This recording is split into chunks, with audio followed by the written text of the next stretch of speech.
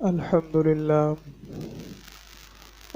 لله رب العالمين، والصلاة والسلام على سيد الأنبياء والمرسلين وعلى آله وأصحابه وأهل بيته أجمعين. أما بعد، فقد قال الله تبارك وتعالى في القرآن المجيد والفرقان الحميد: فأعوذ بالله من الشيطان الرجيم، بسم الله الرحمن الرحيم.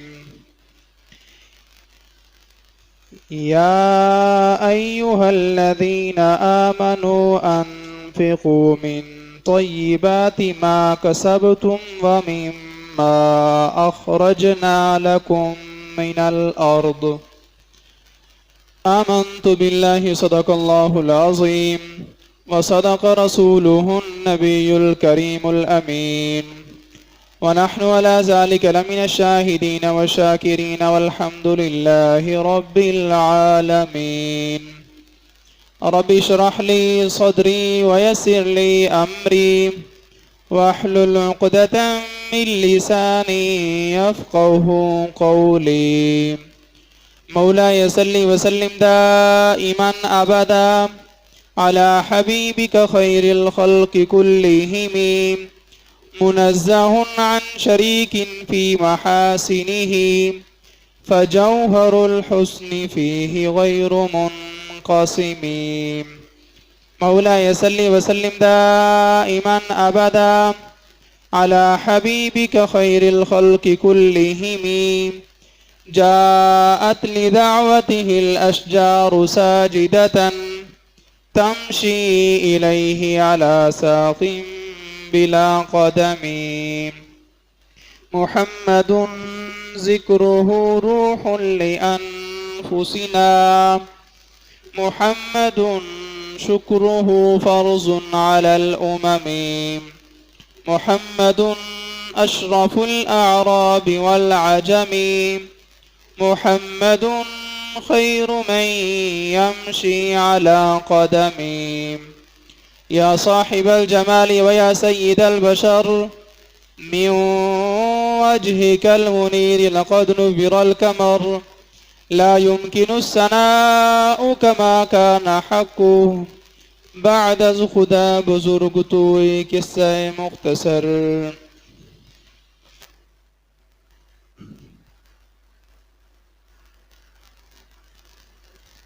نہایت واجب الاحترام معزز بزرگوں، محترم بھائیوں، اللہ رب العزت کی بارگاہ میں دعا ہے کہ اللہ تبارک و تعالی ہمارا یہاں پر چل کر آنا، سننا سنانا اپنی بارگاہ میں قبول و منظور فرمائے. سننے سنانے کے بعد اللہ رب العزت ہمیں اس پر عمل کی بھی توفیق عطا فرمائے اور اس کے صدقے ہماری مغفرت فرمائے. حضرات محترم، جیسا کہ آپ جانتے ہیں کہ گندم کی کٹائی کا موسم ہے، تو اس لیے ضروری سمجھا کہ جمعہ کے خطبہ میں پہلے عشر کے مسائل کو بیان کیا جائے، پھر اس کے بعد زکوٰۃ کے مسائل کو بیان کیا جائے، جو کہ معاشرے کی ضرورت ہے اور ہر بندے کی یہ ضرورت ہے. تو عشر ایک اہم عبادت ہے، ایک اہم ذمہ داری ہے. اللہ رب العزت کی طرف سے باقاعدہ حکم ہے. قرآن پاک میں اللہ رب العزت نے اس مضمون کو جگہ جگہ پر بیان فرمایا ہے. سورۃ البقرہ میں اللہ رب العزت نے ارشاد فرمایا: یا ایھا الذین آمنوا انفقوا من طیبات ما کسبتم. اے ایمان والو، خرچ کرو اس میں سے جو تم نے کمایا ہے، پاکیزہ بھی ہو. پاکیزہ مال سے تم خرچ کرو ما کسبتم جو تم نے کسب کیا ہے، جو تم نے حاصل کیا ہے، جو کمایا ہے۔ یہ سورۃ البقرہ ہے، پارہ نمبر 3 ہے اور آیت نمبر 267 ہے۔ اس آیت میں اللہ رب العزت مسلمانوں کے نام یہ حکم دے رہا ہے کہ تم اللہ کے راستے میں خرچ کرو جو کچھ تم نے پاکیزہ مال کمایا ہے۔ پھر مزید فرمایا وَمِمَّا أَخْرَجْنَا لَكُم مِّنَ الْأَرْضِ، اور اس میں سے بھی جو ہم نے نکالا ہے تمہارے لیے زمین سے، ہم نے نکالا ہے تمہارے لیے زمین سے، تم اس میں سے بھی اللہ کے راستے میں خرچ کرو۔ تو یہ واضح حکم ہے کہ تم اللہ کے راستے میں خرچ کرو، اپنی پاکیزہ کمائی سے بھی، اور جو ہم نے تمہارے لیے زمین سے پیدا کیا ہے، اگایا ہے، نکالا ہے، تم اس میں سے بھی اللہ کے راستے میں خرچ کرو۔ اور اخرجنا یہ جمع متکلم کا صیغہ ہے، تو اللہ رب العزت نے اپنے لیے واحد متکلم کا صیغہ بھی استعمال فرمایا ہے، جمع متکلم کا صیغہ بھی استعمال فرمایا ہے۔ تو جمع متکلم کا صیغہ جہاں پر استعمال ہوتا ہے تو وہاں پر اللہ رب العزت کی طرف سے قوت اور طاقت اور غلبے کا جو ہے وہ اظہار ہوتا ہے، اور حکم میں مزید قوت پیدا کی جاتی ہے اور تاکید پیدا کی جاتی ہے۔ ایک یہ ہے کہ میں نے اگایا ہے اور ایک ہے کہ ہم نے اگایا ہے۔ یہ اخرجنا جمع متکلم کا صیغہ ہے جس کا مطلب ہے کہ ہم نے اگایا ہے۔ ایک تو اس میں حکم کے اندر تاکید پیدا کی جا رہی ہے کہ اس کو ہم نے اگایا ہے اور یہ ہمارا حکم ہے کہ یا ایھا الذین آمنوا انفقوا، اے ایمان والو اللہ کے راستے میں خرچ کرو۔ ایک تو حکم کی تاکید ہے اور اللہ رب العزت کی طرف سے قوت اور غلبے کا جو ہے وہ اظہار ہے جمع متکلم کے صیغے کے ساتھ، اور ساتھ یہ بھی ہمیں سبق دیا ہے اور سمجھایا ہے کہ اخرجنا لکم من الارض، نکالا تو ہم نے ہی ہے تمہارے لیے زمین سے۔ اگر ہم نہ نکالتے تو تم کیا کرتے؟ اخرجنا اس کا ذکر پہلے ہے، اخرجنا لکم من الارض، ہم نے ہی تو تمہارے لیے زمین سے نکالا ہے، ہم نے ہی تو تمہارے لیے زمین سے پیدا کیا ہے۔ اب تم ہماری ہی نافرمانی کر رہے ہو اور ہمارے ہی راستے میں خرچ کرنے سے جو ہے وہ کترا رہے ہو اور تم بچنے کی کوشش کر رہے ہو۔ اگر ہم نہ نکالتے تو پھر تم کیا کرتے؟ تو اس وجہ سے عشر ادا کرنا یہ لازمی ہے، اللہ کا حکم ہے۔ اللہ نے باقاعدہ اس حکم کو جمع متکلم کے صیغے کے ساتھ بیان فرمایا ہے، تو اس میں باقاعدہ تاکید ہے اور اللہ کی طرف سے قوت اور طاقت اور غلبے کا اظہار ہے کہ میرا حکم جو ہے یہ بھرپور ہے اور تاکید کے ساتھ ہے کہ ہم نے جو تمہارے لیے زمین سے نکالا ہے تم اس میں سے بھی اللہ کے راستے میں خرچ کرو۔ اور پھر اسی مضمون کو اللہ رب العزت نے قرآن پاک میں دوسرے مقام پر بھی بیان فرمایا، سورہ انعام ہے اور آیت نمبر 141 ہے، پارہ نمبر 8 ہے۔ فرمایا وَهُوَ الَّذِي أَنشَأَ جَنَّاتٍ مَّعْرُوشَاتٍ وَغَيْرَ مَّعْرُوشَاتٍ وَالنَّخْلَ وَالزَّرْعَ مُخْتَلِفًا أُكُلُهُ۔ اللہ اپنی نشانیوں کو بیان فرما رہا ہے کہ اللہ کون ہے، اس کی پہچان کیا ہے، اس کی نشانی کیا ہے۔ فرمایا کہ وَهُوَ الَّذِي أَنشَأَ جَنَّاتٍ مَّعْرُوشَاتٍ وَغَيْرَ مَّعْرُوشَاتٍ، اللہ وہی تو ہے کہ جس نے باغات کو اگایا ہے، جس نے باغات کو پیدا کیا ہے، جس نے فصلوں کو اگایا ہے، جس نے کھیتیوں کو اگایا ہے، اللہ وہی تو ہے۔ وَهُوَ الَّذِي أَنشَأَ جَنَّاتٍ مَّعْرُوشَاتٍ وَغَيْرَ مَّعْرُوشَاتٍ۔ اور پھر کھیتیوں کی بھی کتنی قسمیں ہیں، کچھ وہ ہیں کہ جو زمین پر نہیں پڑی رہتی بلکہ ان کو جو ہے وہ لٹکایا جاتا ہے، جس طرح انگور کی بیل ہے، اس طرح کے باقی جتنے بھی پھل ہیں جن کو لٹکایا جاتا ہے، ان کی بیلوں کو دیواروں کے ساتھ یا کسی چیز کا سہارا دیا جاتا ہے، تو اللہ نے ان کو بھی پیدا فرمایا ہے۔ اور کچھ وہ ہیں جو غیر معروشات ہیں، ان کو لٹکانے کی ضرورت ہی نہیں پڑتی، وہ زمین پر ہی پڑے رہتے ہیں۔ جس طرح تربوز ہے، خربوزہ ہے، اس طرح کے باقی جتنے بھی پھل ہیں، تو اللہ نے ان کو پیدا فرمایا ہے۔ اب یہاں پر بھی انشاء کا لفظ ہے کہ اللہ نے ہی اس کو پیدا فرمایا ہے۔ اللہ نے پہلے ان چیزوں کا ذکر فرمایا ہے کہ ہم نے ان کو پیدا فرمایا ہے، پھر بعد میں حکم دیا ہے کہ تم اس کے راستے میں خرچ بھی کرو۔ تو کیا مطلب؟ پہلے یہ بات سمجھائی ہے کہ اگانے والے ہم ہیں، تمہیں دینے والے ہم ہیں، لہٰذا ہمارے راستے میں خرچ کرتے ہوئے خوش دلی کے ساتھ خرچ کرو، اس کو بوجھ نہ سمجھو، اور اس کو جو ہے وہ اپنے لیے وبال نہ سمجھو، بلکہ اس کو خوشی کے ساتھ ادا کرو۔ کیوں؟ کہ ہم نے ہی تو تمہارے لیے پیدا کیا ہے۔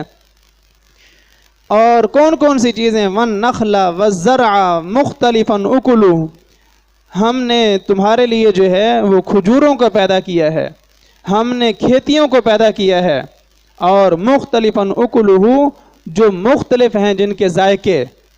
اور آپ دیکھ لیں کہ پھلوں کی کتنی اقسام ہیں، رنگ مختلف ہیں، ذائقے مختلف ہیں، اور پتے مختلف ہیں، تو فرمایا کہ یہ ان کے ذائقے جو ہیں مختلف ہیں جن کو ہم نے پیدا کیا ہے۔ والزیتون، اور ہم نے زیتون کو پیدا کیا ہے۔ والرمان، اور انار کو اللہ نے پیدا فرمایا ہے۔ متشابہ وغیر متشابہ، اور یہ پھل جو ہیں یہ ملتے جلتے بھی ہیں، اللہ نے ان کو بھی پیدا فرمایا ہے، اور جو نہیں ملتے جلتے اللہ نے ان کو بھی پیدا فرمایا ہے۔ بہت سارے پھل ہیں کہ جن کے پتے جو ہیں وہ ایک جیسے ہوتے ہیں، کچھ وہ ہیں کہ جن کی شکل و صورت ایک جیسی ہوتی ہے، کچھ وہ ہیں کہ جن کا رنگ ایک جیسا ہوتا ہے، کچھ وہ ہیں کہ جن کی خوشبو ایک جیسی ہوتی ہے، اور کچھ وہ ہیں کہ جن کی شکل و صورت بھی مختلف ہے، رنگ بھی مختلف ہے، اور ذائقے بھی مختلف ہیں، تاثیر بھی مختلف ہے۔ اللہ نے ساروں کو پیدا فرمایا ہے۔ فرمایا کُلُوا مِن ثَمَرِهِ إِذَا أَثْمَرَ وَآتُوا حَقَّهُ يَوْمَ حَصَادِهِ، کھاؤ تم ان پھلوں میں سے جب وہ پھل لائیں، ان درختوں سے، ان کھیتیوں سے، ان پھلوں سے تم کھاؤ جب وہ پھل لے کر آئیں۔ اور ہاں وَآتُوا حَقَّهُ يَوْمَ حَصَادِهِ، لیکن اللہ کا حق ادا کرو جس دن تم ان کو حاصل کرو، اس کھیتی کو، اس غلے کو جس دن تم حاصل کرو، جب یہ تمہارے قبضے میں آ جائے، جب تمہیں حاصل ہو جائے، تو پھر کیا ہے؟ تم اللہ کا حق ادا کرو، اس کا حق کہ جس نے تمہیں یہ پیدا کر کے دیا ہے، جس نے تمہارے لیے ان ساری چیزوں کو اگایا ہے، تم ان کا جو ہے وہ اللہ کی بارگاہ میں ان کو پیش کرو اور اللہ کا حق ادا کرو۔ وَلَا تُسْرِفُوا، اور حد سے نہ بڑھو، حد سے نہ بڑھو کہ اللہ نے حکم دیا ہے اور تم حد سے بڑھ جاؤ۔ حد سے بڑھنا یہ بھی ہے کہ اللہ حکم دے اور انسان عمل نہ کرے، یہ بھی حد سے بڑھنا ہے۔ وَلَا تُسْرِفُوا، تم حد سے نہ بڑھو۔ إِنَّهُ لَا يُحِبُّ الْمُسْرِفِينَ، کہ بے شک اللہ رب العزت حد سے بڑھنے والوں کو پسند نہیں کرتا۔ اگر اللہ کے محبوب بننا چاہتے ہو اور اس کی پسندیدہ مخلوق بننا چاہتے ہو تو پھر اللہ کے احکام پر عمل کرو۔ جس نے تمہارے لیے زمین سے ان ساری چیزوں کو پیدا فرمایا ہے، یہ اس کا احسان ہے کہ اس نے جو چیزیں تمہیں دی ہیں ان میں سے اپنی بارگاہ کے لیے کچھ کو قبول کر لیا ہے، ورنہ جو پیدا کر کے تمہیں دے سکتا ہے تو وہ اپنے لیے نہیں پیدا کر سکتا، اپنی غریب مخلوق کے لیے جو ہے ان کے لیے نہیں پیدا کر سکتا، یقیناً پیدا کر سکتا ہے، لیکن اس میں آپ کی اور میری آزمائش ہے کہ اللہ نے ہمیں دیا ہے، کیا ہم بھی پھر اللہ کو واپس کرتے ہیں یا قبضہ کر کے بیٹھ جاتے ہیں؟ اس میں آپ کی اور میری آزمائش ہے، اور جو آزمائش پر پورا اتر آتا ہے تو اللہ کا محبوب بندہ ہے، وہ اللہ کا فرما بردار ہے، اور جو حد سے بڑھتا ہے، فرما برداری نہیں کرتا، پھر انہ لا یحب المسرفین، اللہ ایسے لوگوں کو پسند نہیں کرتا اور نہ ایسے لوگوں کو محبوب رکھتا ہے۔ تو عشر جو ہے یہ لازمی ہے، قرآن پاک کی 2 آیات سے آپ جو ہیں وہ سن چکے ہیں کہ عشر کا باقاعدہ حکم ہے۔ اب اس کے مسائل پر تھوڑی سی گفتگو کرتے ہیں۔ حدیث پاک میں ہے کہ حضور نے ارشاد فرمایا، زمین سے جو بھی چیز پیدا ہو، جو بھی چیز اگائی جائے، اس میں سے تم عشر یا نصف عشر ادا کرو، اور عشر ادا کرنے سے انسان کی فصل جو ہے وہ محفوظ ہو جاتی ہے، انسان کی فصل محفوظ ہو جاتی ہے کہ اس نے اللہ کے حکم پر عمل کیا ہے، تو اللہ کے حکم پر عمل کرنے کی برکت سے جو باقی ماندہ تمہارے لیے ہے اللہ اس میں برکت ڈال دیتا ہے اور اس کو مصیبتوں سے جو ہے محفوظ فرما لیتا ہے۔ لیکن جو ایسا نہیں کرتے، عشر ادا نہیں کرتے، تو پھر آپ کے سامنے ہی حالات ہیں۔ مسافر چلتے ہوئے جو ہے وہ سگریٹ کا چھوٹا سا ٹکڑا گراتا ہے اور کئی مربے جو ہیں وہ تباہ و برباد ہو جاتے ہیں، اور پھر بیٹھے دیکھ رہے ہوتے ہیں کہ یہ کیا ہو گیا ہے۔ چند من نہ دینے کی وجہ سے کئی ہزار من کا ہم نقصان کر بیٹھتے ہیں۔ تو اس وجہ سے عشر کوئی زیادہ نہیں ہے۔ ایسی زمین کہ جو بارش کے پانی سے سیراب ہوتی ہے، وہاں پر 10واں حصہ عشر ہے، 10واں حصہ ادا کریں گے۔ 10 من ہے تو اس میں سے 1 من ادا کریں گے، اور 10 کلو ہے تو اس میں سے 1 کلو ادا کریں گے۔ اس کا کوئی پیمانہ نہیں ہے کہ اتنی ہوگی تو پھر ادا کریں گے، نہیں۔ زمین میں سے جو بھی آپ کو حاصل ہوئی ہے، آپ اس میں سے جو ہے وہ اللہ کے راستے میں 10واں حصہ نکالیں گے، اگر بارش کے پانی سے وہ کھیتی اور پھل سیراب ہوئے ہیں۔ اور اگر خود ٹیوب ویل سے اس کو سیراب کیا ہے، خود محنت کی ہے، خرچہ کیا ہے، تو پھر اس میں سے 10واں نہیں بلکہ اللہ نے رعایت کی ہے، 20واں حصہ جو ہے وہ اللہ کے راستے میں دیا جائے گا۔ نصف عشر اس کو کہا جاتا ہے کہ 20 من میں سے پھر 1 من آپ دیں گے، اور یہ کم ہے۔ 10 من میں سے 1 من دیں تو یہ زیادہ ہے، 20 من میں سے 1 من دیں تو یہ کم ہے۔ تو یہ کمی کس وجہ سے کی جا رہی ہے کہ آپ نے خرچہ کیا ہے، آپ نے محنت کی ہے۔ تو اس وجہ سے وہ لوگ جو سوال کرتے ہیں کہ کیا ہم عشر ادا کرنے سے پہلے ہم اخراجات جو ہیں ان کو نکال سکتے ہیں؟ بھئی اخراجات کی رعایت تو پہلے ہی مل چکی ہے۔ تمہیں 50% جو ہے وہ جو چھوٹ دی گئی ہے، جو رعایت دی گئی ہے کہ کہاں 10 من میں سے 1 من تھا اور اب 20 من میں سے 1 من ہے، تمہیں تو آدھو آدھ جو ہے وہ رعایت دے دی گئی ہے۔ یہ اسی وجہ سے ہے کہ تم نے خرچہ کیا ہے، تم نے اس پر جو خرچ کیا ہے، اس وجہ سے عشر جو ہے وہ نصف عشر ہو چکا ہے۔ اب خرچہ نکالنے کی ضرورت نہیں ہے، جو حاصل ہوا ہے سارے کا آپ جو ہے وہ نصف عشر ادا کریں، 20واں حصہ اللہ کی بارگاہ میں پیش کریں، جو باقی ماندہ ہے وہ آپ کے لیے ہے۔ اور قرآن پاک نے ہمیں حکم دیا کہ وَآتُوا حَقَّهُ يَوْمَ حَصَادِهِ، کہ تم اللہ کا حق اسی دن ادا کرو جس دن تمہیں یہ کھیتی، یہ پھل، یہ ساری چیزیں حاصل ہوں۔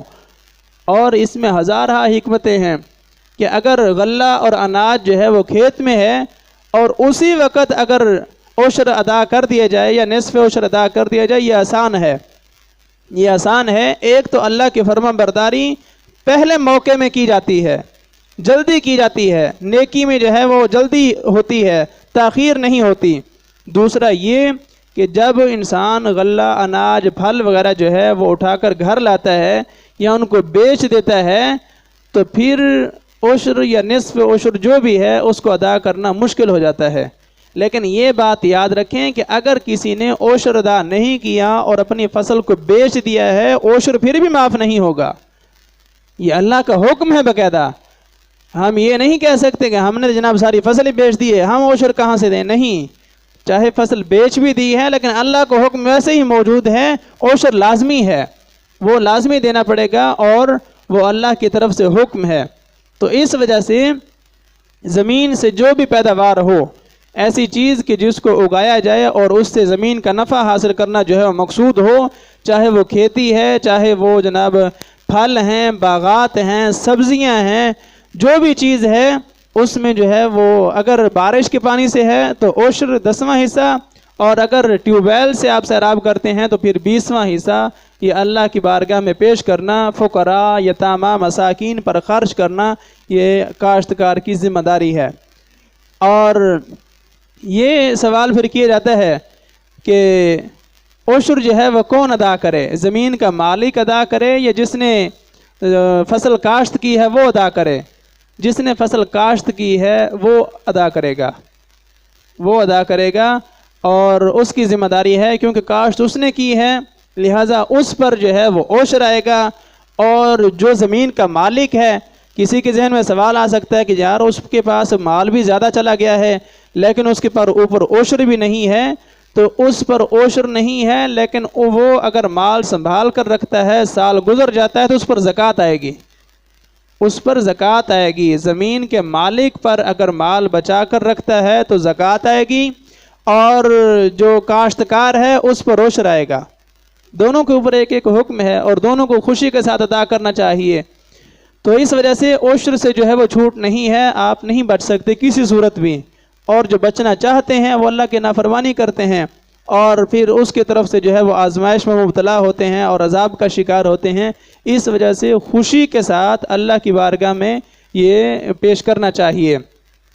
اور پھر جو گھاس خود بخود اگاتا ہے اس میں عشر نہیں ہے۔ خود بخود گھاس اگایا ہے، زمین ویران سی پڑی ہوئی ہے، بارش کے پانی سے خود بخود ہی اگایا ہے، کاشت نہیں کیا تو اس میں عشر نہیں ہے، کیونکہ وہ ویسے ہی ہے، بے فائدہ سمجھ لیں اس کو کہ اس کو کاشت نہیں کیا، ویسے ہی جانور اس کو جو مرضی آئیں کھا جائیں۔ ایک وہ ہے کہ جس کو باقاعدہ کاشت کیا جاتا ہے، پھر چاہے اس کو فروخت کریں، چاہے اس کو اپنے جانوروں کے لیے استعمال کریں، اس میں جو ہے وہ عشر آئے گا، اس میں سے عشر نکالیں گے۔ اور جس طرح گندم کا موسم ہے تو گندم سے بھی عشر ادا کرنا ضروری ہے، اور ساتھ جو بھوسا ہے جس کو توڑی کہا جاتا ہے اس میں سے بھی عشر ادا کریں۔ اگر میرا خیال ہے یہ کام کرنا شروع کر دیں تو غریبوں کی تو پریشانی ختم ہو جائے گی۔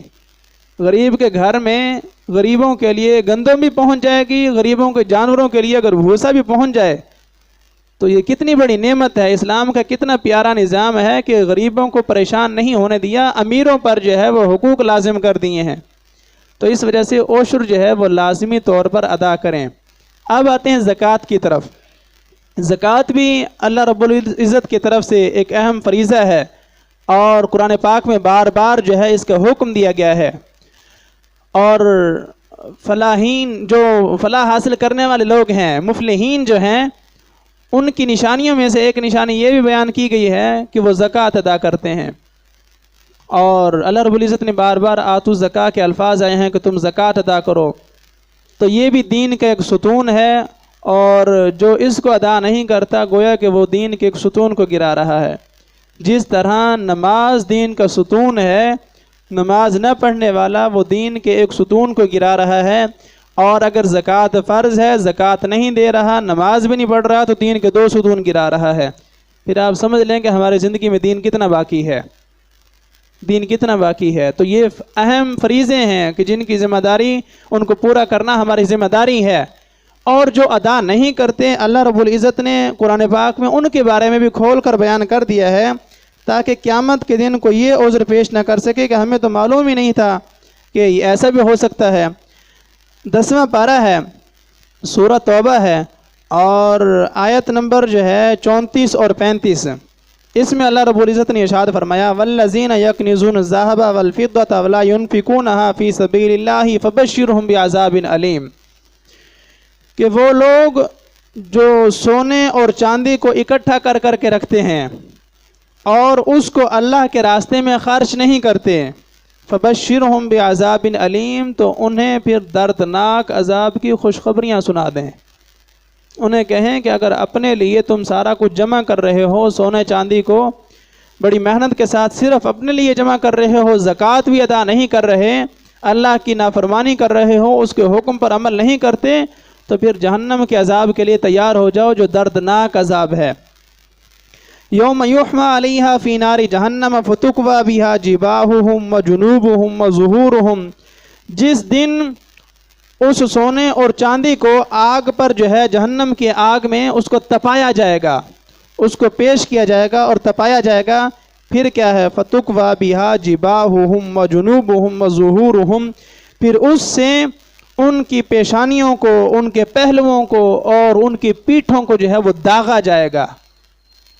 اس خزانے کو جو بڑی محنت کے ساتھ جمع کیا ہے اور زکوٰۃ ادا نہیں کی، اس کو جہنم کی آگ میں تپایا جائے گا، پھر اس سے پیشانیاں داغی جائیں گی، اس سے پہلو جو ہے وہ داغے جائیں گے، اور اس سے پیٹھیں جو ہیں وہ داغی جائیں گی، اور پھر کیا کہا جائے گا ھذا ما کنزتم لانفسکم، یہی ہے تمہارا خزانہ جو تم صرف اپنے لیے جمع کر کر کے رکھتے تھے۔ ھذا ما کنزتم، یہ ہے وہ تمہارا خزانہ، لانفسکم، جو تم صرف اپنے لیے جمع کرتے تھے اور غریبوں پر خرچ ہی نہیں کرتے تھے، زکوٰۃ ہی نہیں ادا کرتے تھے، اللہ کے احکام کی پرواہ ہی نہیں دی تمہیں، تو آج یہ خزانہ جو ہے وہ تمہارے لیے وبال بن چکا ہے اور عذاب بن چکا ہے، یہ تمہارا خزانہ ہے۔ اب کیا ہے فذوقوا ما کنتم تکنزون، تو اب تم ذائقہ چکھو اس چیز کا جس کو تم جمع کرتے رہے ہو. کہ سونا اور چاندی اگر اللہ نے دیا ہے تو اس میں سے زکوٰۃ ادا کریں، اگر رکھا ہوا ہے تو اس میں سے زکوٰۃ ادا کریں. اللہ کا فریضہ ہے، حکم ہے، اس کے مطابق عمل کریں. یہ کیا ہوئی کہ جناب اتنا سونا سنبھال کے بیٹھے ہوئے ہیں، چاندی سنبھال کے بیٹھے ہوئے ہیں، رقم سنبھال کر بیٹھے ہوئے ہیں، اور زکوٰۃ کی جناب پرواہ ہی نہیں ہے، زکوٰۃ کی پتہ ہی نہیں ہے کہ زکوٰۃ بھی ادا کرنی ہوتی ہے. تو جو لوگ زکوٰۃ ادا نہیں کرتے، قرآن کی آیات آپ کے سامنے پیش کر رہا ہوں، آپ قیامت کے دن جو ہے جو لوگ نہیں ادا کرتے بچ نہیں سکیں گے. قرآن نے پہلے ہی بتا دیا ہے کہ پھر قیامت کے دن ایسا ہوگا، اور ان کو کہا جائے گا کہ یہ ہے وہ تمہارا خزانہ کہ جس کو تم بڑی محنت کے ساتھ جمع کرتے تھے اور اللہ کے راستے میں اس میں سے جو ہے وہ زکوٰۃ ادا نہیں کرتے تھے. تو زکوٰۃ اہم فریضہ ہے، اور حدیث پاک میں بھی ہے کہ جو بندہ زکوٰۃ ادا نہیں کرتا اس کو اس کے خزانے سے ہی عذاب دیا جائے گا. وہ خزانہ جو ہے وہ تپایا جائے گا اور اس سے جو ہے اس کو داغا جائے گا. اور دوسری روایت میں ہے کہ اس کو جو ہے وہ ایک بہت بڑے اژدہا کی شکل میں جو ہے وہ اس کو مشکل کیا جائے گا، پھر اس کے اوپر چھوڑ دیا جائے گا جو زکوٰۃ ادا نہیں کرے گا، اور وہ اس کو ڈسے گا اور اس کے گلے میں توق کی طرح جو ہے وہ ڈال دیا جائے گا. تو یہ وبال ہے، یہ عذاب ہے زکوٰۃ ادا نہ کرنے کا.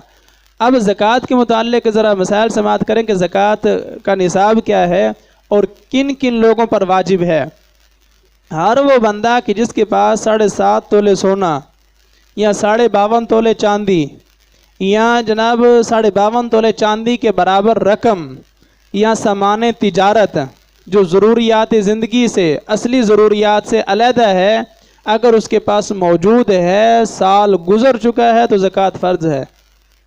زکوٰۃ فرض ہے جس کے پاس 7.5 تولے سونا یا 52.5 تولے چاندی، یہ اگر علیحدہ ان دونوں میں سے ایک ہے تو، اور اگر تھوڑی تھوڑی دونوں ہیں کہ تھوڑا سا سونا ہے تھوڑی سی چاندی ہے، تو پھر سونے کو چاندی کی طرف پھیرا جائے گا، اور جتنے نصاب بنیں گے، مثال کے طور پر 1 تولا سونا ہے اور ساتھ تھوڑی سی چاندی بھی ہے، تو یوں سمجھیں کہ سونے کو فروخت کریں، اس سے جو ہے وہ 52.5 تولے چاندی لیتے جائیں. تو جتنی دفعہ آپ 52.5 تولے چاندی خریدیں گے اتنی نصاب آپ کے بن جائیں گے اور اتنی زکوٰۃ آپ پر لازم ہو جائے گی. اور اگر صرف سونا ہے تو پھر 7.5 تک آپ کو چھوٹ ہے، 7.25 تک بھی ہے تو آپ پر زکوٰۃ نہیں ہے. جیسے ہی 7.5 پورا ہوگا زکوٰۃ لازم ہو جائے گی. چاندی ہے تو وہ 52.5 تولہ، اگر صرف چاندی ہے اکیلی 52.5 تولہ تک جو ہے وہ نصاب پورا ہو جاتا ہے. اس سے کم ہے تو پھر زکوٰۃ نہیں ہے، اور خیال کریں کہ بہت سارے لوگ ہیں کہ جن کے پاس تھوڑی سی چاندی ہوتی ہے، تھوڑا سا سونا ہوتا ہے، ہر سال زکوٰۃ لازم ہو رہی ہوتی ہے اور ان کو خبر ہی نہیں ہوتی. وہ سمجھتے ہیں کہ ہمارے پاس تھوڑا سا سونا ہے، لیکن یہ پتہ نہیں ہے کہ ساتھ چاندی بھی ہے، چاندی کی وجہ سے زکوٰۃ ہر سال فرض ہو رہی ہے. اور ہم سمجھتے ہیں کہ ہم تو اللہ کے بڑے فرما بردار بندے ہیں اور ہم پر تو زکوٰۃ فرض ہی نہیں ہے. یہ پتہ نہیں کہ زکوٰۃ ہر سال فرض ہو رہی ہے اور ہم ہر سال ادا نہیں کر رہے. اور زکوٰۃ اگر ادا نہیں بھی کریں گے تو یہ آپ کے ذمہ جو ہے وہ قرض رہے گا. جتنے سالوں کی ادا نہیں کی اتنے سالوں کی بعد میں ادا کرنا لازمی ہے. معاف نہیں ہوگی کہ جناب وقت گزر گیا ہے، سال پورا ہو گیا ہے تو معاف ہو جائے گی. یہ معاف ہونے والی چیز نہیں ہے، یہ فرض ہے اور اس کی جو ہے وہ قضا لازمی ہے. اور پھر اس میں جو دکاندار لوگ ہیں وہ جو سامان تجارت ان کا رکھا ہوا ہے اس پر بھی زکوٰۃ ہے. وہ سال کے بعد اپنا حساب بنائیں کہ جو چیزیں ان کے پاس بیچنے کے لیے رکھی ہوئی ہیں ان کا حساب بنائیں. اگر وہ نصاب کو پہنچتی ہیں تو ان پر زکوٰۃ ہے. میں نے 2-4 دن پہلے جو ہے وہ ملتان سے پتہ کیا تھا، چاندی کا ریٹ جو ہے وہ 1355 روپے چاندی کا ریٹ بتایا گیا فی تولہ. اب 52.5 کے ساتھ جب اس کو ضرب دیں گے تو 71,137 روپے یہ بنتے ہیں. جس کی دکان میں اتنے کا مال ہے اس پر زکوٰۃ فرض ہے، وہ اپنی دکان کا جو مال پڑا ہوا ہے اس کا حساب لگائے. اگر وہ اتنے کو پہنچتا ہے یا اس سے زیادہ ہے تو اس پر زکوٰۃ فرض ہے، 2.5% اور زکوٰۃ ادا کرے گا. اور جو چیزیں فروخت کرنے کے لیے نہیں ہیں وہ ان پر زکوٰۃ نہیں ہے. دکان کا جناب فرنیچر وغیرہ ہے یا اوزار ہیں یا مشینری ہے کہ جس سے انسان روزگار کماتا ہے، روزی کماتا ہے، اس پر زکوٰۃ نہیں ہے۔ جو سامان تجارت ہے اس پر زکوٰۃ ہے۔ اور اگر کسی نے ایک دفعہ زکوٰۃ ادا کر دی ہے اور سمجھا کہ ہم نے تو زکوٰۃ ادا کر دی، نصاب اگر باقی رہتا ہے اگلے سال تک تو اسی مال پر پھر زکوٰۃ آئے گی۔ جب تک نصاب باقی رہے گا زکوٰۃ لازم ہوتی رہے گی۔ ہاں، جب نصاب سے کم ہو جائے گا پھر زکوٰۃ بھی ختم ہو جائے گی۔ تو یہ غلط فہمی بھی دور ہونی چاہیے کہ شاید ایک ہی دفعہ زکوٰۃ ادا کریں گے تو بس ساری زندگی کے لیے ادا ہو گئی۔ نہیں، جب نصاب باقی ہے، نصاب پورا ہے، تو ہر سال زکوٰۃ آئے گی، چاہے چیز ایک ہی پڑی ہوئی ہو۔ ایک ہی چیز ہے جناب، 72,000 روپے کی مثال کے طور پر چیز ہے، ضروریات اصلی سے جو ہے وہ علیحدہ ہے۔ اب ایک دفعہ زکوٰۃ ادا کر دی ہے، اگلے سال پھر وہ پڑی ہوئی ہے تو اس کی پھر زکوٰۃ ادا کرنا پڑے گی۔ یہ نہیں کہ میں نے پچھلے سال ادا کر دی تھی وہ ادا ہو گئی، نہیں، اس کو پھر ادا کرنا پڑے گا۔ اور اس میں ایک یہ فرق ہے کہ عشر میں تو خرچہ نکالنے کی جو ہے وہ اجازت نہیں ہے۔ البتہ زکوٰۃ کے معاملے میں جو تاجر حضرات، دکاندار حضرات مال لے کر آتے ہیں، جو بلٹی کا خرچہ ہے، دکان کا کرایہ ہے، ملازموں کی تنخواہیں ہیں، بجلی کا بل ہے، یہ سارے اخراجات آپ نکالیں گے، یہ آپ کو نکالنے کی اجازت ہے۔ اس کے بعد جو آپ نے اگر قرض دینا ہے تو اس کو بھی نکال لیا جائے گا۔ اگر سامان ہی اتنا پڑا ہوا ہے کہ اس سے اگر قرض ادا کریں تو یا تو مال بچتا ہی نہیں ہے، یا بچتا ہے تو نصاب سے کم بچتا ہے تو پھر بھی زکوٰۃ نہیں ہے۔ اسلام زبردستی کسی سے کچھ نہیں چھینتا، باقاعدہ حکم ہے اور بڑی چھوٹ ہے، بڑی چھوٹ ہے۔ 52.5 تولہ چاندی جو ہے یہ آدھا کلو سے اوپر بنتی ہے، اور 7.5 تولے سونا جو ہے یہ 90 گرام تقریباً بنتا ہے۔ اتنا سونا رکھا ہوا، اتنی مالیت اگر آپ کے پاس ہے تو پھر زکوٰۃ ادا کریں۔ تو اس وجہ سے احتیاط کریں۔ تاجر حضرات، دکاندار حضرات جو ہیں وہ جو بھی اس کی دکان ہے، چاہے کپڑے کی ہے، جوتے کی ہے، جناب کریانہ ہے، جو بھی چیز، جو بھی مال تجارت اس نے رکھا ہوا ہے اس پر زکوٰۃ لازم ہے۔ جب سال پورا ہوگا ٹوٹل کا جو ہے وہ حساب لگائے گا اور اس کی زکوٰۃ ادا کرے گا۔ دوران سال چاہے مال کم ہوا ہو چاہے زیادہ ہوا ہو، سال کے آغاز اور اختتام کا اعتبار ہوگا۔ اور یہ صرف رمضان مبارک میں ہی زکوٰۃ ادا نہ کی جائے، جب سال پورا ہو جائے زکوٰۃ لازم ہو چکی ہے۔ اور زکوٰۃ کی ادائیگی کے لیے یہ شرط ہے کہ فقیر کو مالک بنایا جائے، جو مستحق بندہ ہے اس کو مالک بنایا جائے۔ تو اس لیے اگر کوئی بندہ مستحق ہے لیکن وہ دکاندار کا مقروض ہے، دکاندار یہ چاہتا ہے کہ میں اس سے قرضہ نہ لوں، زکوٰۃ کے طور پر میں اس کا قرض جو ہے وہ معاف کر دوں، تو زکوٰۃ ادا نہیں ہوگی۔ کیوں کہ دکاندار نے فقیر کو کسی چیز کا مالک ہی نہیں بنایا۔ اس کا قرضہ تو معاف ہو گیا ہے لیکن اس کی ملکیت میں کسی چیز پر اس کا قبضہ تو نہیں ہوا، کوئی مالک تو نہیں ہوا کسی چیز کا۔ اس لیے زکوٰۃ قرض معاف کرنے سے ادا نہیں ہوگی۔ اور اگر ایسا کرنا چاہتے ہیں تو زکوٰۃ کی قیمت، زکوٰۃ کا مال جو ہے وہ مقروض کو دیں، اور جب وہ قبضہ کر لے نیت بھی کریں کہ یہ زکوٰۃ کا مال ہے اور زکوٰۃ ادا کر رہا ہوں، یہ نیت لازمی ہے۔ نیت دل کے ارادے کا نام ہے، فقیر کو بتانا، جتلانا یہ نہیں اچھا، اور اس کو یہ بتانا کہ یہ زکوٰۃ کا مال ہے تم لے لو، نہیں، یہ نہیں کہنا چاہیے۔ آپ دل میں نیت رکھیں کہ میں زکوٰۃ ادا کر رہا ہوں، اور اس کو چاہے آپ ہدیہ کہہ دیں، گفٹ کہہ دیں، آپ تحفہ کہہ دیں، جو مرضی کہہ دیں، اس کو دے دیں، اس نے قبضہ کر لیا ہے تو زکوٰۃ ادا ہو گئی ہے۔ اور اسی طرح رفاع عامہ کے کام جو ہیں، خدمت خلق کے کام ہیں، وہ بھی آپ اس پر زکوٰۃ کا مال ڈائریکٹ خرچ نہیں کر سکتے، کیونکہ اس میں کسی مستحق کا قبضہ نہیں پایا جاتا۔ جب تک کسی فقیر کا مال زکوٰۃ پر قبضہ نہ ہو زکوٰۃ ادا نہیں ہوگی۔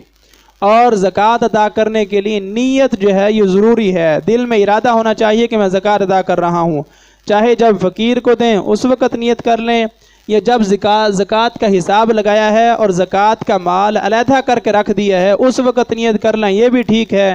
یا زکوٰۃ کا حساب لگا کر زکوٰۃ کا مال علیحدہ کر لیا ہے اور اپنے کسی وکیل کو دے دیا ہے، بیٹے کو دے دیا ہے، بھائی کو دے دیا ہے کہ جاؤ اس کو تقسیم کر کے آ جاؤ، اس وقت نیت کر لی ہے، یہ بھی ٹھیک ہے۔ اور اگر کسی نے نیت نہیں کی، فقیر کو مال دے دیا ہے اور مال ابھی فقیر کے پاس موجود ہے، تو پھر اس وقت بھی اگر نیت کر لیں گے تو زکوٰۃ ادا ہو جائے گی۔ اور اگر فقیر نے پہلے خرچ کر لیا ہے تو پھر زکوٰۃ دوبارہ ادا کریں۔ یہ بہت باریکیاں ہیں، احتیاط کے ساتھ سنیں، سمجھیں اور ان پر عمل کریں۔ یہ دین کا ایک اہم فریضہ ہے، اس کو اہمیت دیں، اور اس کے بغیر چارہ نہیں ہے۔ آپ سن چکے ہیں کہ جو لوگ زکوٰۃ ادا نہیں کریں گے آخرت میں جو ہے وہ عذاب کا شکار ہوں گے، اور دردناک عذاب کے الفاظ ہیں، اور باقاعدہ ان کو عذاب میں بھی مبتلا کیا جائے گا، اور ان کو کہا جائے گا کہ یہ تمہارے وہ خزانے ہیں جو تم نے اپنے لیے جوڑ جوڑ کر رکھے تھے، اور اللہ کی طرف سے جو حکم ہے اس کی پرواہ نہیں کی تھی اور زکوٰۃ ادا نہیں کی تھی۔ اس وجہ سے لازمی طور پر زکوٰۃ ادا کریں۔ اگر اپنی دکان ہے، رہائش کا مکان ہے، رہائش کے لیے پلاٹ خریدا ہوا ہے، تو اس پر زکوٰۃ نہیں ہے۔ اور اگر یہی دکان، مکان، پلاٹ، زمین تجارت کی غرض سے خریدی ہے کہ مہنگی ہوگی تو بیچ دوں گا، تو ہر سال اس پر زکوٰۃ آئے گی۔ جیسے ہی سال پورا ہوگا، اس پلاٹ کی، اس دکان کی، اس زمین کی جو ہے وہ چاہے رہائشی مکان ہے لیکن تجارت کی غرض سے اس کو خریدا ہے، تجارت کی غرض سے رکھا ہوا ہے کہ جب مہنگا ہوگا اس کو بیچ دوں گا، تو یہ مال تجارت ہے، ہر سال اس پر زکوٰۃ آئے گی اور زکوٰۃ ادا کرنا لازمی ہوگا۔ اس کا حساب لگائیں، اس کا ریٹ لگائیں، اور جو قیمت بنتی ہے اس حساب سے 2.5% جو ہے وہ زکوٰۃ ادا کریں۔ 2.5%، 100 روپے میں سے 2.5 روپے مثال کے طور پر، اور 40 روپے میں سے 1 روپیہ، یہ زکوٰۃ کا نصاب ہے۔ جیسے ہی نصاب مکمل ہوگا، زکوٰۃ فرض ہو جائے گی اور زکوٰۃ ادا کرنا لازمی ہے۔ جو مستحق لوگ ہیں ان تک خود زکوٰۃ پہنچا کر آئیں، بندہ بھی مستحق ہونا چاہیے۔ اور بہت سارے لوگ ہیں کہ مال زکوٰۃ جو ہے بہت زیادہ ہوتا ہے، تو مثال کے طور پر 1.5 لاکھ روپیہ ہے اور فقیر کو دینا ہے، اور اگر اس کو 1.5 لاکھ اکٹھا دے دیں گے تو زکوٰۃ ادا ہو جائے گی۔ اور اگر کہا کہ چلو اس کو میں 1 لاکھ ایک دفعہ دے دوں اور 50 لاکھ پھر دے دوں، تو جب اس کو پہلی دفعہ 1 لاکھ دیں گے تو وہ خود صاحب نصاب ہو جائے گا۔ بندہ 71,137 روپے پر صاحب نصاب ہو رہا ہے۔ جب اس کو اس سے زیادہ رقم دیں گے، پھر اس کے بعد اگر اس کو دوبارہ زکوٰۃ کا مال دیں گے، زکوٰۃ ادا نہیں ہوگی۔ اگر شروع سے ہی ایک ہی دفعہ، پہلی دفعہ میں ہی اس کو جناب 2 لاکھ دے دیں، 3 لاکھ دے دیں، وہ اکٹھی ادا ہو جائے گی، کیونکہ اس وقت وہ زکوٰۃ کا مستحق ہے۔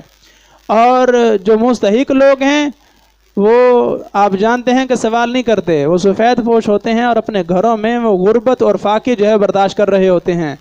یہ آپ کی اور میری ذمہ داری ہے کہ ہم ایسے لوگوں کو تلاش کریں اور ان کے گھروں میں جو ہے ان کا حق دے کر آئیں۔ جو پیشہ ور بھیکاری ہیں ان سے پرہیز کریں۔ پیشہ ور بھیکاری جو ہیں وہ اکثر جو ہے مستحق نہیں ہوتے، صرف بینک بیلنس بڑھانا ہوتا ہے انہوں نے، اور یہ بہت بڑا وبال ہے، اور شریعت نے منع کیا ہے اس کام سے کہ جو صرف بینک بیلنس بڑھانے کے لیے بغیر ضرورت کے بھیک مانگتا ہے، تو فرمایا کہ وہ اپنے لیے جہنم کی آگ اکٹھی کر رہا ہے، اور قیامت کے دن ایسے بندے کے چہرے پر جو ہے وہ گوشت نہیں ہوگا۔ تو اس وجہ سے جو لوگ پیشہ ور بھیکاری ہیں وہ خدارہ اس کام سے توبہ کریں اور باز آئیں، رزق حلال کی تلاش میں شروع ہو جائیں، اور جو مستحق لوگ ہیں ان تک آپ خود ان کا حق پہنچا کر آئیں اور زکوٰۃ کا مال جو ہے ان تک پہنچا کر آئیں۔ یہ چند ایک مسائل ہیں زکوٰۃ کے، مزید بھی درس انشاءاللہ ہمارا جاری ہے۔ نماز ظہر کے بعد جو ہے وہ زکوٰۃ کے مسائل پر گفتگو جاری ہے۔ کوشش کریں کہ نماز ظہر جو ہے وہ اسی مرکزی نوری جامع مسجد میں جو ہے وہ آپ جماعت کے ساتھ ادا کریں۔ روزانہ تھوڑا تھوڑا جو ہے وہ مسائل آپ کے سامنے پیش کیے جاتے ہیں، تھوڑا تھوڑا سبق پڑھ لیتے ہیں۔ اگر ایسا ایسا سمجھیں گے تو یہ آپ کی زندگی کا حصہ ہے۔ طالب العلم فریضۃ علی کل مسلم، حضور کا فرمان ہے نا، اور فاسألوا اہل الذکر ان کنتم لا تعلمون۔ قرآن نے کہا ہے کہ اگر تم نہیں جانتے تم ان سے پوچھ سکتے ہو جو اہل علم ہیں، جو جانتے ہیں۔ قیامت کے دن یہ عذر قابل قبول نہیں ہوگا کہ ہمیں تو کوئی بتانے والا ہی نہیں تھا، ہمیں تو پتہ ہی نہیں تھا، ہم نے تو سیکھا ہی نہیں تھا۔ قرآن نے بھی کہہ دیا ہے، حدیث نے بھی کہہ دیا ہے، ہر بندے پر علم حاصل کرنا مسلمان پر فرض ہے۔ تو جب یہ فرض ہے تو اس فرض کا مطلب یہ ہے کہ جس چیز کی ضرورت پڑتی جائے اس چیز کا علم جو ہے وہ حاصل کرتے جاؤ۔ صاحب نصاب ہو چکے ہیں، زکوٰۃ کے مسائل سیکھیں، اور حج فرض ہو چکا ہے، حج کے مسائل سیکھیں، اسی طرح باقی چیزیں ہیں۔ تو علم حاصل کریں، اور اس کے لیے کوئی عمر کی قید نہیں ہے، پنگھوڑے سے لے کر قبر تک جو ہے یہ علم حاصل کرنے کی عمر ہے۔ اللہ رب العزت کی بارگاہ میں دعا ہے کہ اللہ تبارک و تعالی مجھے بھی آپ کو بھی علم دین کی دولت سے مالا مال فرمائے، اور دین کو سمجھ کر اس کے مطابق عمل کی توفیق عطا فرمائے، اور اس کے صدقے ہماری مغفرت فرمائے۔